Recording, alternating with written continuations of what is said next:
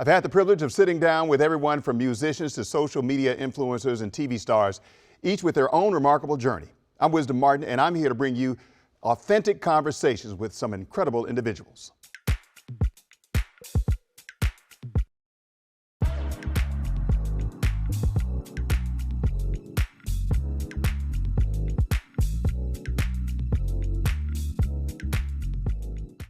Our next guest, she is a parent, but a social media guru. It's an incredible story. She is here with me now. Lauren Birdie, that twin mama on social media. Good to see you. Good to see you. Thank you for having me. So this is an incredible story, an incredible journey for you. Yes. Let's start with the parenthood part. Yeah. because you have 3 children. Yes. And the last 2 are twins. Tell me, let's start with that journey first. So I've been a mom now for 14 years. My oldest is 14, and we were told after my son that we weren't going to be able to have kids anymore. So it wasn't something that we'd really thought about, but I was like, okay, I have my son, this is great. Fast forward to 2020, you know, a little thing like COVID happened. Oh yeah, pandemic. Pandemic. We were in quarantine, and turns out I was pregnant. I was like, oh my gosh, wow, okay, this is great. Go into our first sonogram, lady told us, oh, there's 2. Okay. You're having twins. So you go from you're not having any Not more having kids to 2. To 2 in a pandemic. And so from that point, I was obviously overwhelmed, like many parents are, and the fact that there's 2 twins, I'm like, what do I do? That's when I started to post things on social media. I think I had 300 followers on Instagram at the time it became public. And I started to just share, this is what's going on in my life this week, this is how I'm growing, this is what I'm nervous about. And it kind of just picked up this community of other twin parents and other parents. And then I never looked back. Now you were working before that. Yes. You were working at an official job. Yes. A nonprofit. A nonprofit, Teach for America. I was working as a senior leader in recruitment. So and you had been there for years. 10 years. Right. I'd been there. I loved it. Everything I do, I tried to make it mission driven. So I love the mission behind Teach for America. I was teaching the learning and development team of the recruiters at TFA. And so I was doing that consistently, even in the pandemic. And it wasn't until about 2 years into my social media career, I kind of looked at TFA and was like, you know what, I'm gonna just try and bet on myself and see where this takes me, and never look back. How hard was it for you to make that decision now? Because a lot of people will dabble in something and then they're like, okay, but my security is over here, so I'm not gonna do it. It actually was incredibly difficult. I'm like risk averse, so I had to have a little buffer. So what I was doing was I started to put money aside of each of my paychecks. So you had a plan. I was planning. So I had like a good amount of, I think I was like 7 months of pay. I had gotten up. And then I realized, okay, I'm gonna do this, I'm gonna bet on myself. I also had a really great relationship with my VP. I was like, if this doesn't work out, can I maybe come back? He's like, you know what, Lauren, just see what happens. And I was able to take that risk because I had a plan. Right. So then your social media took off. Yes. And that actually turned into a business. Yes. So That Twin Mama is now LLC. It's a business. It incorporates all my social media platforms, which is really about building a community of relatable, raw, funny parenting. Because I think on social media a lot we're inundated and we're overwhelmed with all these things like do this or your kid's gonna have this and don't do this. We're inundated with so many different things or just ideas of perfection around motherhood. And I don't subscribe to that. So I just try and find raw, relatable moments in parenting and show that it's hard and kind of laugh at it. And then my podcast, which is now 3%, it's in the top 3% of podcasts globally, is doing really well because I try and give actual advice from experts, from different doctors, from different people in the field that can truly help people in their parenting journey. Coming up, more of my conversation with that twin mama, Lauren Birdie, on some of the challenges and rewards that she's faced balancing babies, family life, and her career.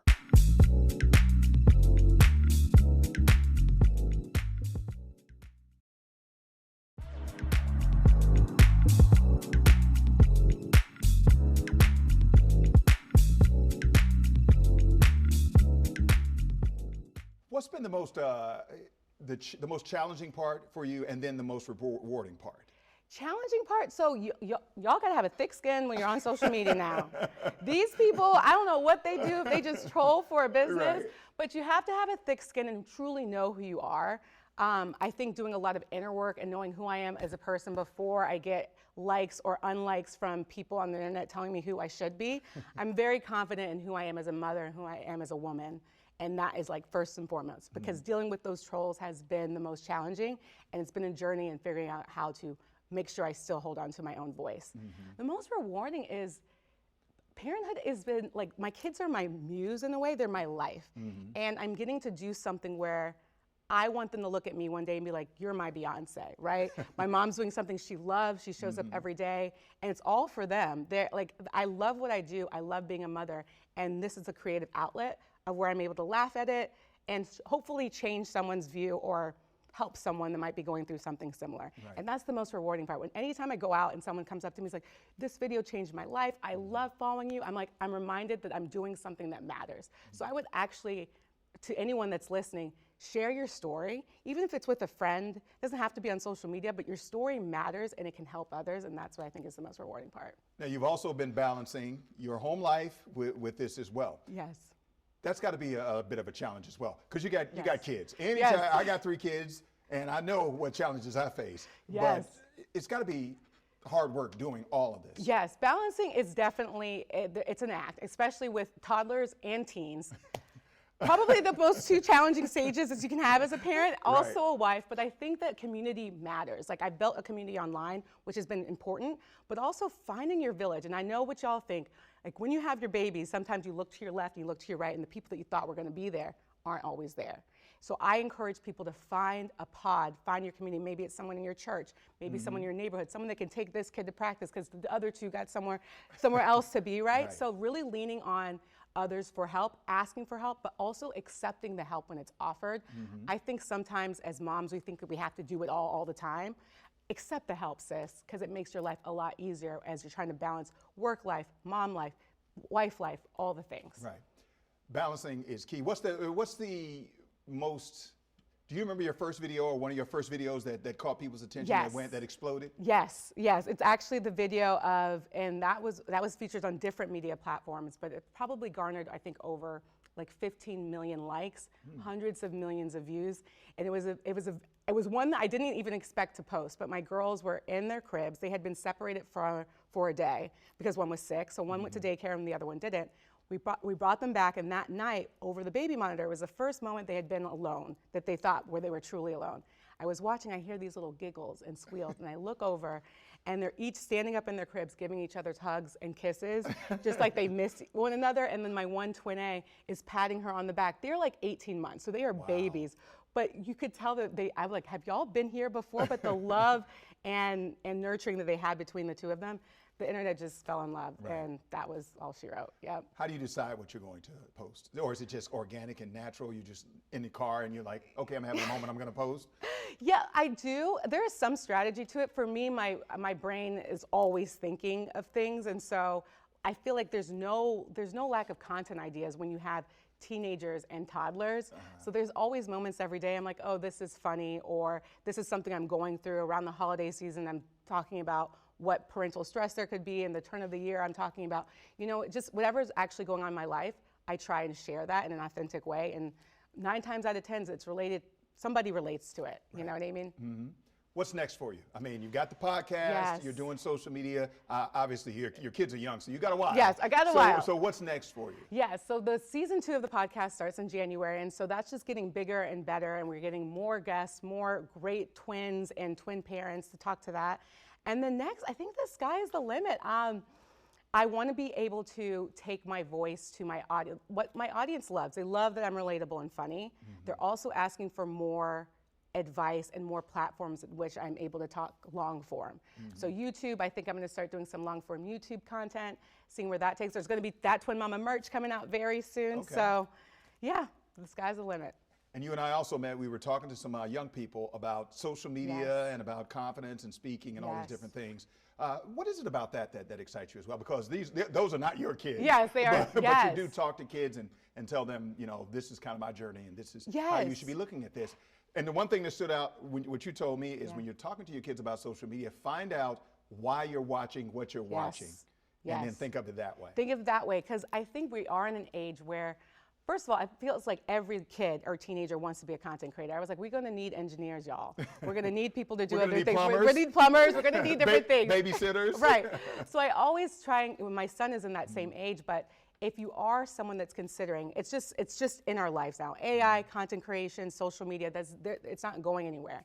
So when I think about our young people who are like constantly absorbing it, think about what you truly love to do. And yes, social media can be a tool in that toolkit, but as you're watching something, why is that person engaging for you? Why do you trust them? Why do you invite them into you? I always say whatever you consume on social media, it's like real estate in your brain. So take stock and be mindful of what you're consuming and why that excites you, why you learn something, and try and embody that, because I do think that the skills that you learn with public speaking and what you do, if you can show up online and doing that, you're likely to share a story that helps someone, and that's what I always think is fundamentally important. Whatever you do, make sure it's coming from the heart, make sure it feels right to you, and be mindful of how you're sharing it. Last question, advice for parenting in general. Oh, anything at all? Girl. I think my advice would be, give yourself grace. None of us know what we're doing. Right. Anybody tells you that they have the perfect the perfect book of how to parent, they're not telling you, right, that's not true. We're all kind of learning, so give yourself grace, and then take maybe 5 to 10 minutes a day if you can, just for yourself. I know self-care is a word that's thrown around a lot. It doesn't have to look like getting your hair or a mani-pedi or a massage. I mean, with these times right now, we're on a budget. Sometimes for me, it's just listening to 90s and 2000s hip hop and R&B in my car. 5 minutes, and that's what you gotta do. So do whatever you can to pour in yourself a little bit every day, and know that we all don't know what we're doing, and you're a good enough mom, right, or a good enough dad. Coming up. I was definitely shy, actually. Okay. The fact that I'm a singer right now, it's like, whoa. DC native and R&B singer, Kenny Lattimore, and later. Some of the best advice I ever received was walk through every open door that you can. I catch up with his wife, Judge Faith, when a moment of wisdom returns.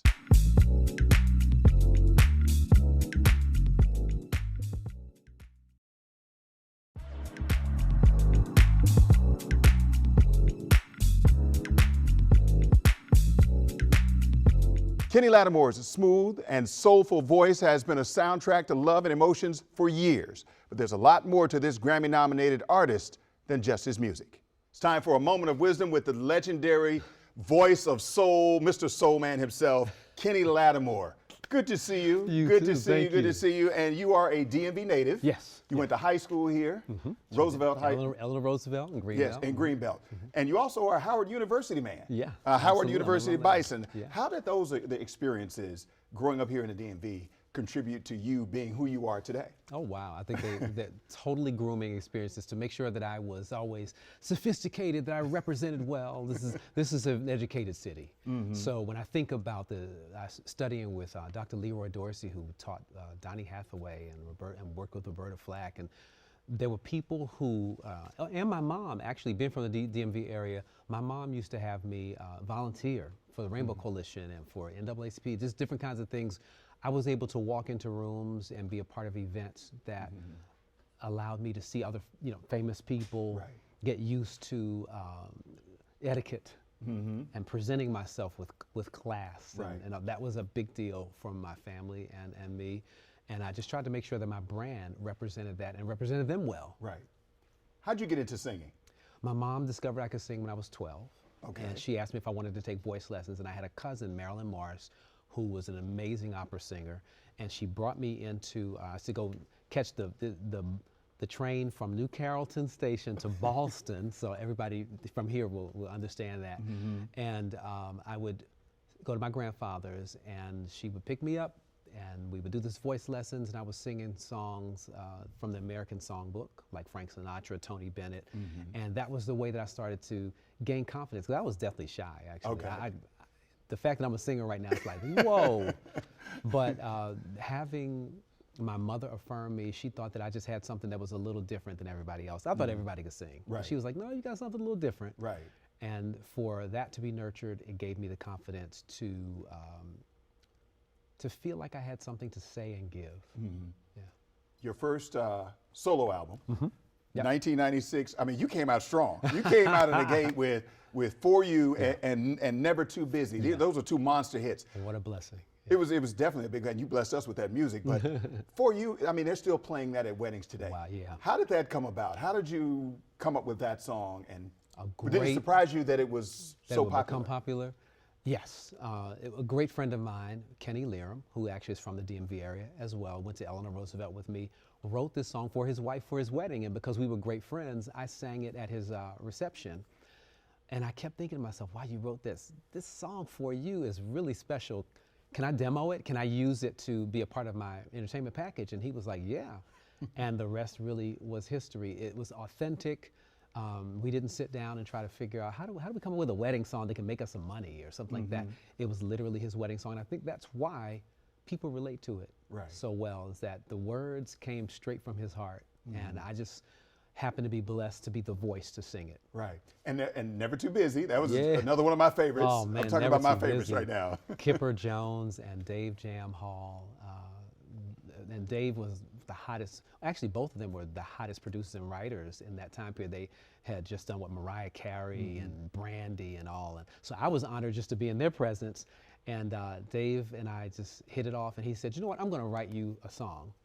And he started working on his musical track, and the Never Too Busy thing came about in creating the Kenny Lattimore sound, which we didn't know what it was gonna be. So when I listened to that album, it's like, wow, I just remember each step of each layer, you know, in creating what the sound is. And a lot of it also was me singing in falsetto, singing in a softer tone, because my A&R guy at the time, Matt Jones, said, you know what, I want you to explore your voice in areas that are not being exploited by other artists. You can sing like the R. Kellys and Aaron Halls and whoever else was out at that time, but we want you to sound different and be in a different category. Right. And the rest is history. The rest Again, is and the rest is history. You've also done some soundtracks. Yes. I did that. So you Love Jones, Best Man, Lion King 2. Yeah. What was that experience like compared to you being out doing your own thing and saying, this is Kenny Lattimore, you're contributing to soundtracks? Is there a difference, or is it just you still being creative? I enjoyed writing for the soundtracks because they give you a scene a lot of times. You can see something. It's different when there's a visual and you say, okay, I'm gonna write into that visual, as opposed to me imagining something. And then doing The Lion King was awesome because Heather Headley was involved. It was right before they were creating Aida. So I got a chance to see a Broadway play be developed and work with this amazing singer and be a part of the Disney family on another level. So it was a great experience for me. You also, down the road, you're going to do some more Broadway or some more plays and more acting. Yep. You're with Melba Moore? Yep, I have this in January 11th in Los Angeles at the Wilshire Ebell Theater. I am with Melba Moore in a play called Heaven Bound. And I'm really excited because I've never worked with her on stage. I've been a fan for years, and I remember her coming to DC when I was a kid, and I was her escort for the day, which I know she will never remember that, but I was Melba Moore. I'm going to remind her, well, not remind her, mention it, Right. Because she'll be like, what? But I was her escort for the day, and I'm always grateful to see legends like Melba Moore. I was able to sing for Patti LaBelle's 80th birthday. Artists like that are the ones that my mother introduced me to as a child, and I was able to perform for. So, I mean, my first tour was with Barry White. It's, being a part of that circle of legendary artistry has influenced me, since day one. Coming up, more of my conversation with Kenny Lattimore on parenting and his wife, Judge Faith.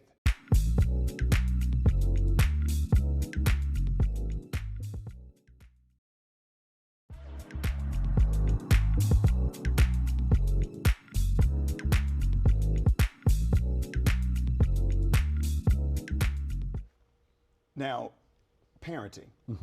You got to do all these different things. You got all these irons in the fire. You're on the road. Judge Faith, your wife, is doing her thing with the TV production, and you still got to have a family. You still got to have family time. You still got to raise your daughter. I mean, how does that all work as a parent? As a parent, you have to be intentional about everything. One, you got to take care of you. Judge Faith and I just came back from Egypt. We were like, we have to take a vacation. Right. We have to have recharge time because in order for you to be your best and at your best for your family, you have to have that time.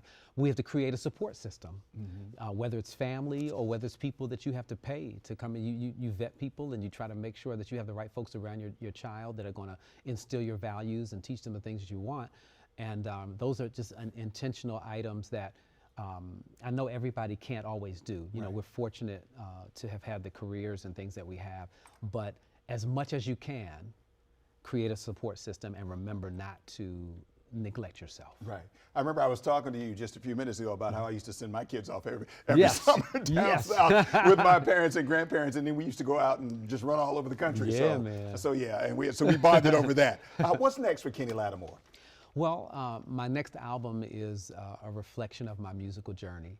So it tells a story of how my mother had me here doing these different events and voice lessons and all of that, and it's done with full orchestra. So I'm telling my story. I really was doing the project just for me, but earlier this year I did a concert with the Inner City Youth Orchestra of Los Angeles, and had the opportunity to hear what my story sounded like, you know, with an hour story, with each song coming in and singing some of the great musical standards like Duke Ellington's Come Sunday, and the very thought of you that we know Nat Cole and Frank Sinatra and a lot of people have done, singing a song that Pavarotti did, Parle-moi d'amour, and talking about the diversity of genres that I love. That was one thing I always wanted to do, was various genres, because I was able to study that as well here in DC. Right. So it's been great. Okay, all right. Kenny Lattimore, thank you very much. I always appreciate you. I always appreciate your music,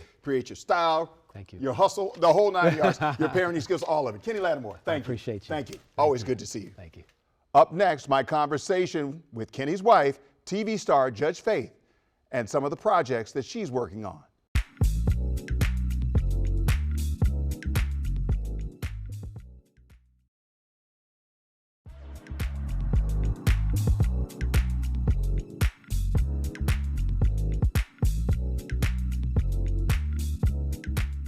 She is more than an authority in the courtroom. In this conversation, I dive into the life of Judge Faith and talk with her about her career and balancing family life with husband Kenny Lattimore and their young daughter. All right, Judge Faith, let's talk about the HBCU First Look Film Festival. Why did you decide that this was important enough for you to come down here and talk about your series and everything? Well, I think as you continue to grow in your career, it's really important that you give back in terms of mentorship. And especially for me, being in this role as an executive producer now, and there aren't that many Black women in this role, it's important for me to share with other students the steps that I took to get here, what it's like being in an executive producer role, how they can follow in that path if they choose to, and some of the pitfalls and things they can do to avoid making critical mistakes on the way, hopefully. Right. Your career has been tremendous. Prosecutor, judge on TV, author, and now you're executive producing this show. That's a lot. How on earth did you get all of that together and say, okay, this is the path I'm going to take, or did it kind of just fall into place and you say, okay, this is what I'm going to do next? Some of the best advice I ever received was walk through every open door that you can. And not all of them will work out for you, but at least you'll have a lot of options to pursue. And then you may not see the whole staircase, but take one step at a time. And that's what I've done in my career. Just take those steps forward. And sometimes you're going to end up taking a step back because something's not going to work out. You're going to pivot. But I think as long as you continue to go forward, do things that not only that you're interested in, but do things that will get you good experience to do the things you really like to do. I talked today on the panel. I haven't loved every job that I've had, but I've needed the experience to go to the next level. So you don't have to love every single job that you have, but when you know you're getting good experience, they can take you to where you really want to go, then you get that experience, you soak it up, and then you continue to take the next step. Right. Let's talk about your new series, On Oxygen, Killer Relationships.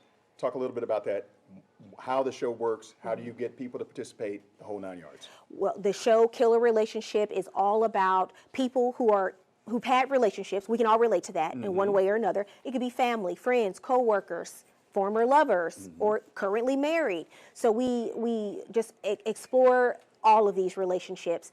And then the question is, why is it that people can't walk away? What's their motive? What happens to where you think a breakup isn't enough, a divorce isn't enough, or leaving a business partner or going to a different venture isn't enough? Why does somebody have to die? So there are two aspects to the show. There's the criminal part of it, and then there's the relationship psychology part of it, where we really try to peel back those layers and talk about the decisions that people make and get into the why, because that's what people want to know. They watch to find out why. You also went to Southern Baton Rouge Yes. Law School. How did that experience at an HBCU help to shape you as a person? Well, my colleagues, my friends, the people that I went to school with, the experience of going to school and being able to discuss and learn with people from similar backgrounds and experiences, that meant a lot to me, especially coming from my undergrad where I didn't have that. A lot of times I was the only African American student in my class. So having that experience and then going to an HBCU really gave me a balance, I think, in my education that I needed. And now, seeing my friends and colleagues practicing law all over the country in different areas, I always tell people, when you're an attorney and the only one in your family, you get all the phone calls if anything ever happens. And I may not know all the answers, I tell people, but I know I can call somebody and get the answers. And I love that. And that's because of the people that I went to school with who are thriving in their careers. All right, what's next for you? What's next? I want to continue producing. I had a daughter last year, so I had shift in perspective in terms of what I wanted to do with my time. But I'm getting back out there now and doing a new project, going back into court, a court project I'm producing next year. So you'll hear more about that. So some exciting things coming up for sure, and hopefully a fourth season of Killer Relationship. When do you have time for all of this? I mean, you make time. I'm learning. I'm balancing. I tell you. I'm Wisdom Martin. Thank you for watching.